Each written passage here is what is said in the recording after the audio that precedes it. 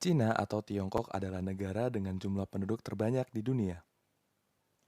Jumlah penduduk Cina yang sebanyak 1,38 miliar jiwa ini sekitar 5 kali lipat lebih banyak dari populasi Indonesia yang hanya berjumlah sekitar 260 juta jiwa pada tahun 2018.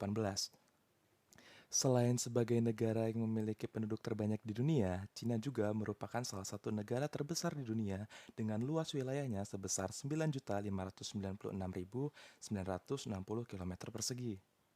Luas wilayah ini menjadikan Cina sebagai negara terbesar keempat di dunia.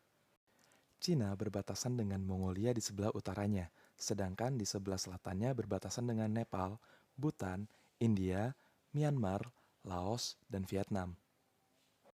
Lalu di sebelah timur, Cina berbatasan dengan Korea Utara, dan di sebelah barat berbatasan dengan Pakistan, Kyrgyzstan, Kazakhstan, dan Tajikistan. Cina yang memiliki nama lengkap Republik Rakyat Cina ini, secara politik pemerintahannya hanya dikuasai oleh satu partai saja, yaitu Partai Komunis Cina. Lalu untuk ibu kotanya, Cina berada di kota Beijing. Pada bagian ekonominya sendiri, Cina adalah negara dengan ekonomi terbesar kedua di dunia. Cina memiliki pendapatan bruto domestik atau yang biasa disingkat PDB sebesar 23,21 triliun US dollar pada tahun 2017.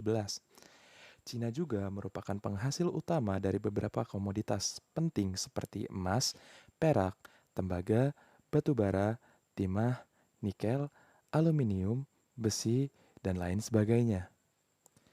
Lalu pada tahun 2021, PDB per kapita Cina dilaporkan berada pada kisaran 12 hingga 13 ribu US dollar, yang mana rekor ini naik dibanding sebelumnya yaitu hanya 10 hingga 11 ribu US dollar saja pada tahun 2020.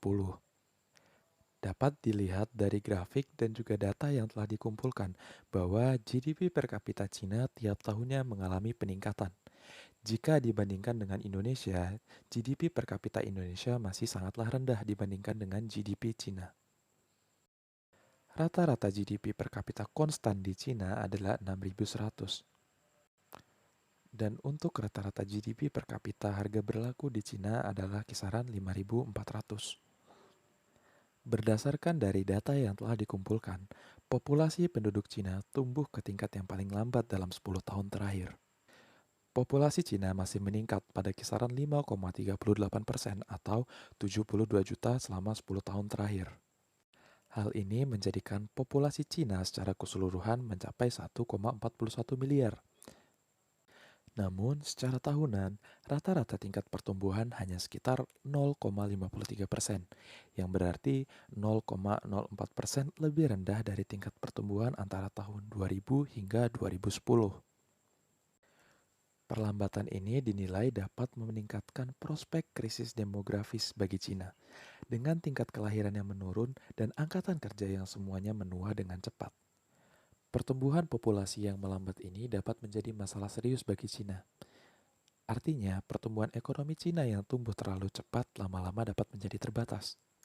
Memang, pertumbuhan populasi yang melambat disebabkan oleh kebijakan satu anak yang diperkenankan pada 1979 dan selama lebih dari 35 tahun membatasi pasangan hanya dengan satu anak. Namun pada tahun 2015, pemerintah mengubah kebijakan satu anak menjadi dua anak. Tapi sayangnya pertumbuhan angka kelahiran di Cina masih menghadapi tantangan. Sensus pada tahun 2020 yang pertama kali dilakukan sejak kebijakan dicabut menunjukkan ada sedikit peningkatan dalam proporsi penduduk berusia di bawah 14 tahun. Populasi itu tumbuh dari 16,6% pada tahun 2010 menjadi 17,95% pada tahun 2020. Lalu selanjutnya adalah analisis mengenai nilai kurs Cina. Dilansir dari CNN Indonesia, mata uang Cina yaitu yuan dikabarkan jatuh nilainya terhadap nilai dolar Amerika Serikat.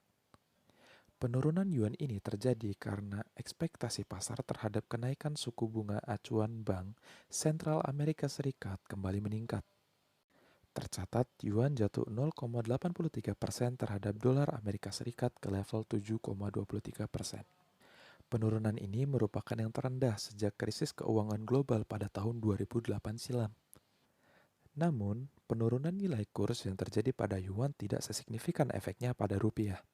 Bahkan dalam 1 tahun terakhir tercatat penurunan nilai yuan terhadap rupiah hanya sekitar 100 rupiah saja. Hal ini tentu saja berdampak bagus untuk keuangan Indonesia karena ini menjadi bukti bahwa rupiah menguat terhadap yuan. Apakah kalian tahu kalau Cina memiliki GDP per kapita 2 hingga 3 kali lipat lebih besar dibandingkan dengan Indonesia?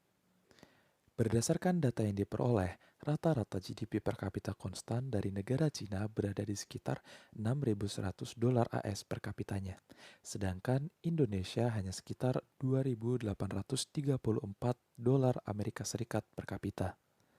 Dari sini dapat kita lihat bahwasanya pertumbuhan GDP dari suatu negara berbanding lurus dengan tingkat jumlah penduduk yang dimiliki. Hal ini didasarkan pada pandangan ahli-ahli ekonomi klasik yang menyatakan bahwa pertumbuhan ekonomi dipengaruhi oleh 4 faktor, yaitu berupa jumlah penduduk, jumlah stok barang-barang modal, luas tanah dan kekayaan alam, serta tingkat teknologi yang digunakan. Salah satu faktor yang dititik beratkan oleh para ahli ekonomi klasik di sini yaitu hubungan pengaruh pertambahan jumlah penduduk dalam mendorong pertumbuhan ekonomi. Hal ini dikarenakan pertambahan jumlah penduduk yang terus-menerus akan menurunkan tingkat produktivitas dari setiap penduduk. Sekian analisis dari kelompok kami. Terima kasih sudah menonton dan jangan lupa untuk subscribe. Terima kasih.